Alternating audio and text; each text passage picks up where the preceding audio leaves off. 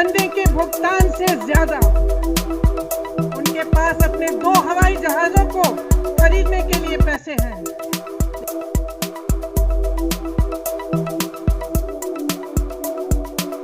बहुत धन्यवाद। देखिए, देश की जो स्थिति है वो शायद मेरे से अच्छी तरह आप सब जानते हैं।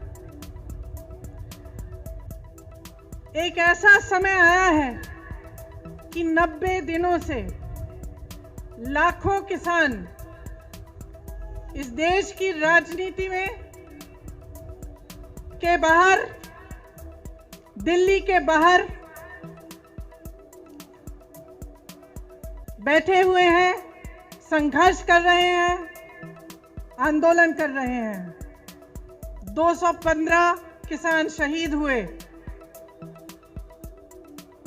बिजली काटी गई, पानी रोका गया, उन्हें मारा गया, पीटा गया। वे शांति से बैठे थे। देश की राजधानी की सीमा को इस तरह बनाया गया जैसे देश की सीमा थी। तमाम पुलिस की फोर्स लगाई गई, किसानों को प्रताड़ित किया गया। जो किसान अपने बेटे को देश की सीमा पर देश की रखवाली करने के लिए भेजता है, उस किसान को अपमानित किया गया, उसे जलील किया, उसे देशद्रोही कहा, आतंकवादी कहा। प्रधानमंत्री जी ने पूरे संसद के सामने उसका मजाक उड़ाया, उसे परिजीवी कहा, आंदोलनजीवी कहा। देखिए, इंसान की तरह देश का भी एक हृदय होता है। उस हृदय के धड़कने से देश जीवित होता है।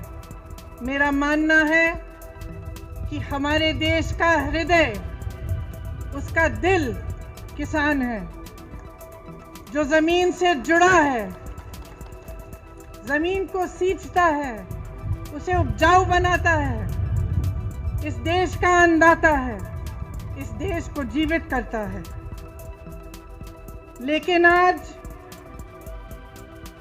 जब चौधरी तिकायत जी के आंखों में आंसू आते हैं तो हमारे प्रधानमंत्री जी के होठों पर मुस्कुराहट आती है, उन्हें मजाक सूझता है। आज किसान के घरों से लूट हो रही है और प्रधानमंत्री जी के 2 पूंजीपति मित्रों को पूरी छूट दी गई है।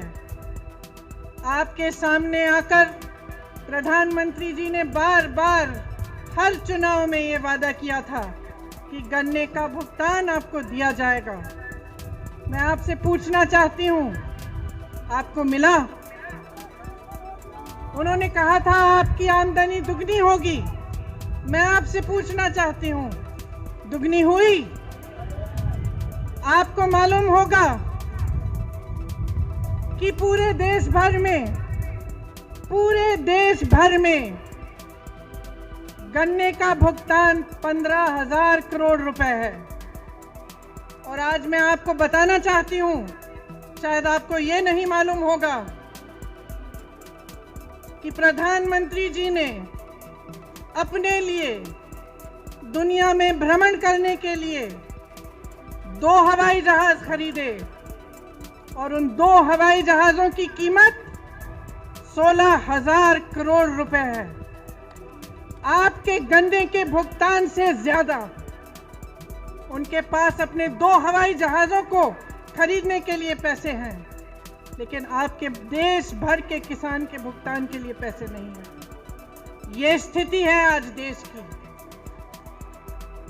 आपसे वादा किया गया था कि 14 दिनों में भुगतान होगा, लेकिन आपने क्या देखा?